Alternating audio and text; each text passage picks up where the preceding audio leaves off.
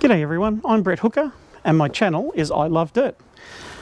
I've had a few people ask me about the new runners. We've put some ball bearing runners in as sliders on our dot trailer, on our Drifta dot trailer. The Teflon runners were great, no problem, used them for years. But we had a few conversations at home around making the setup easier to set up for people, and particularly with the kids who are all adults now. They all want to go out and camp a little bit more. And they said with new people that are using the trailer, having something on runners just makes it that much easier and safer to use. We used it in a big scouting trip last year as well, and we were opening and closing it every day, and particularly on the storage box as well. We thought, you know, maybe that'll be a little bit easier to do if they're on runners. So we set about making that happen. So it's happened now. I spoke to a few people who had done it, and they said it's tight. There's not a lot of room. There's not a lot of tolerance in there for getting the runners in. So it absolutely can be done. I've seen it done on a Drifta .5 trailer, and definitely big thanks to that person for sharing his knowledge around what they'd done. But I work a lot and just didn't have the time to get this done before one of the trips I had planned. So I asked the folks at Custom Off-Grid Solutions, who do a lot of my electrical and fit-out work for my camping for the vehicles and my trailers.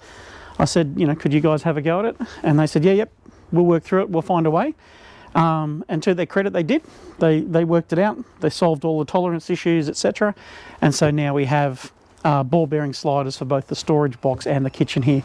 So there's no rocket science in this. There's plenty of camper kitchens and things like that are set up with sliders, so there's nothing new about using sliders and trailers.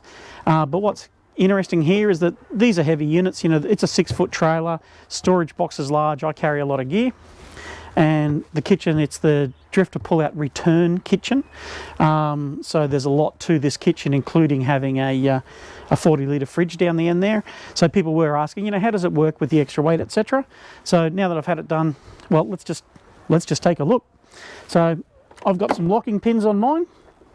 They're just spring loaded, so I'll just pop that out of the road. I've got a handle installed there, and you can see there that it's on runners. All right, so exactly as you'd expect, but you pull it out the same way that you used to pull it out. Just slide it right out. It gets to the end and it just stops. You see there's no legs under there. All right, so it's just freestanding. Now, you know, it is a big unit, and it is on rollers, right? So you can get a bit of sway on it like that. So we chose to have the legs kept, so the legs are still under there. So you can just go ahead and use it like that if you want, no problem. And I'll go ahead and I'll take the return off.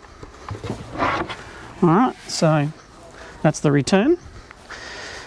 All right, and that's the bottom section of the return there, so I can just pop them off and put them to the side. So if I was just stopping for lunch and wanted to cook something up, kitchen's out, stove's there, fridge is here, we can get to work, no problem at all. So that's all super easy.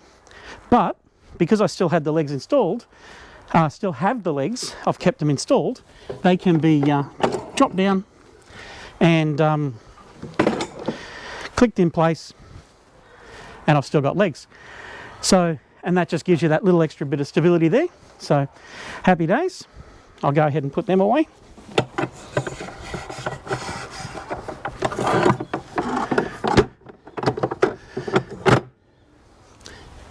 Now, one of the nice things about having the slide there, having on the slides, is that I'm not having to hold it up while I swing the legs up, etc. So now this makes this super simple for me to do. Now, if you're doing the return, that still works the same way it always did. All right, so return sets up, done.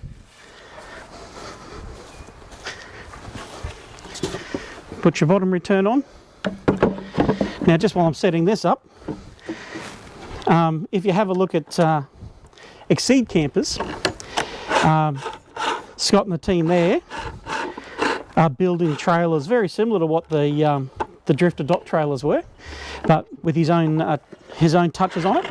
All right, he's definitely got some nice changes that he's been working on, but I love that he still uses the Drifta Drifta pull-out return kitchen. So he's using exactly this sort of setup. So if you're looking to buy a trailer like a Drifta one with the storage box and the kitchen on a slider, that's just how he does it now.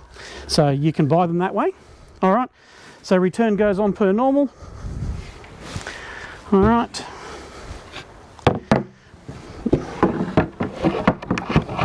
That sits on there.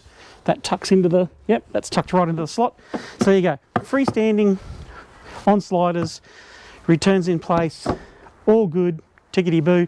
If you want to drop the legs down, I had mine modified so the legs still fit inside the runners, and I can still drop down the legs if I want to, if I'm doing a base camp for a week. So there you go, so that's the kitchen. So now that's great, so I'll pop all of that to the side for a minute. But I did the storage box as well. So they're both on runners. So I'll go ahead and pop this away.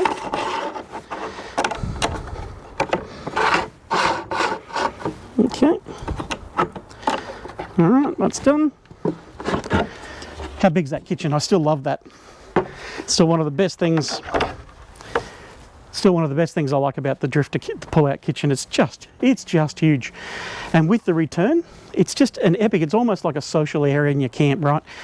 So you set that up, you know, get your awning up, you've got shade, you've got kitchen, you've got a place to lean, have a drink, cook up your food, set up your fire over there. I really do love these kitchens. All right, so let's pop this one away. That goes there. No drama.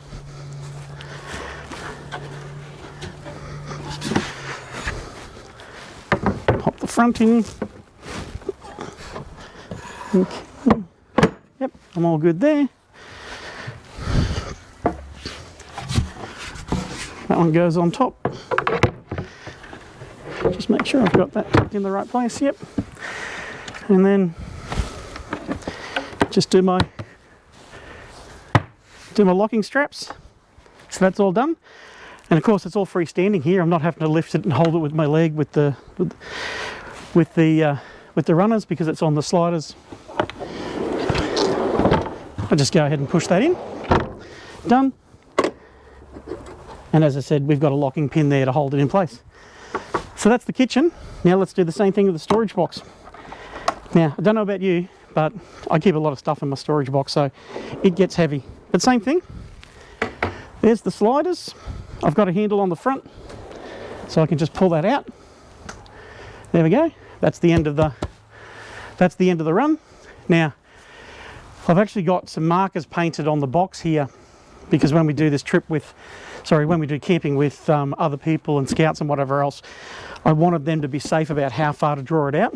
But now that I use the sliders, I've got a good extra 30 centimeters of space there to access the box when I slide it out. So there it is. Legs are still under there, so if I want to put the legs down, if I want to, they're there. But as you can see, that's rock solid. I can still access, you know, there's my Drifta camping table that sits on top of the storage box. Everything's in there. It's absolutely full of gear and no problems at all. So our goal was to make it simpler, and it's absolutely done that. So when you're finished, everything's packed away, no drama. It's just slides, all right? Just slide it in, pop the safety pin in, tickety-boo, done. So there you go, sliders. Now, not easy, you can do it yourself. I know somebody that's done it themselves. Camping installers will be able to do the work. They just have to deal with the tolerances down here. It's a right angle alloy piece of metal that's been attached to the bottom, and both sets of runners are then attached into that runner. So that's the hardest bit, just working out the tolerances there. The outer one's fine, they just attach to the outside of your trailer, no drama there. But it's just that tight tolerances in the middle there. Plus making sure that you get sliders that are designed for the weight. I think these ones are 240 kilos for each slider, so technically they could take 500 kilos, but these boxes never get anywhere near that kind of weight. But you know, using good gear means that you're going to have nice safe usage. So that's the trick, is just getting those tolerances right. So if you're looking into it for yourself, then, you know, every trailer is a little bit different, your boxes are a little bit different, etc. So you're going to have to take your measurements and work out what works. If not, then talk to a camping installer, fit out type organisation like Custom Off-Grid Solutions, and see if they can do it for you. All right, there you go. That's how that works. Hope that's giving you insight into it. It's certainly making our camping simpler, and perhaps it'll make yours. Cheers everyone, enjoy your camping and touring. Bye for now.